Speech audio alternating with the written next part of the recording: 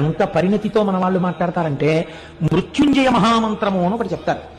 ఓం త్రయంబకం యజామహే సుగంధిం పుష్టివర్ధనం ఉర్వారుకమివ బంధనాన్ మృత్యోర్ముక్షీయమామృతాత్.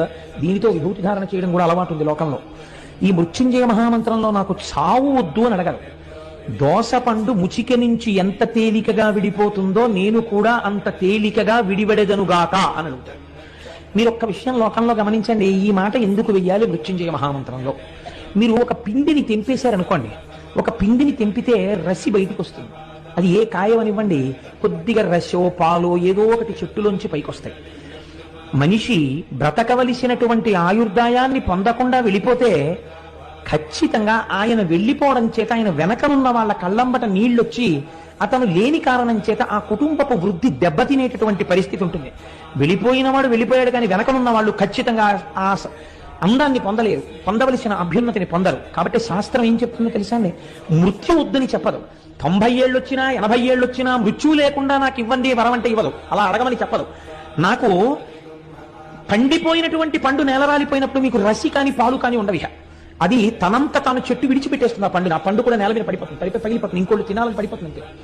అలా ఒక వయసు వచ్చేసిన తర్వాత ఇంకా చాలు, సాక్షిగా నేను దేహాన్ని చూస్తూ ఇందులోంచి విడివిడిపోతానని కోరుకో. జ్ఞానాన్ని మాత్రమే బోధ చేస్తుంది సనాతన ధర్మం. లేనిపోని విషయాలను సనాతన ధర్మము మాట్లాడదు, మనిషిని ఉద్ధరించడానికి మాట్లాడుతుంది. ఏది మాట్లాడినా. కాబట్టి మీరు ఏ మృత్యువు వద్దని అడగాలి? అకాల మృత్యువు అపమృత్యువు రాకూడదని కోరుకోవాలి.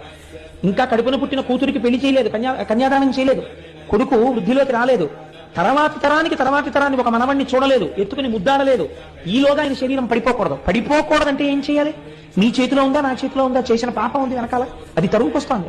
కాలోహి బలవాన్ కర్త సతతం సుఖదుఃఖయో నరాణాం పరతంత్రాణం పుణ్య పాపానుయోగత అంటాడు వ్యాసుడు. నువ్వేహీ చేయలేవు, పరతంత్రుడవు, కాలస్వరూపంతో ఈశ్వరుడు తీర్పు చెప్పేస్తున్నాడు, దాన్ని ఔదల దాల్చడమే. మరి ఇటువంటిప్పుడు ఏం చెయ్యగలవు? అపమృత్యువు తన్నుకొచ్చేస్తుంటే ఒక పక్క నుంచి ఏం చెయ్యాలి కుటుంబాన్ని రక్షించుకోవడానికి? వస్తుందో రాదో కూడా నీకు తెలియదు జాతకంలో.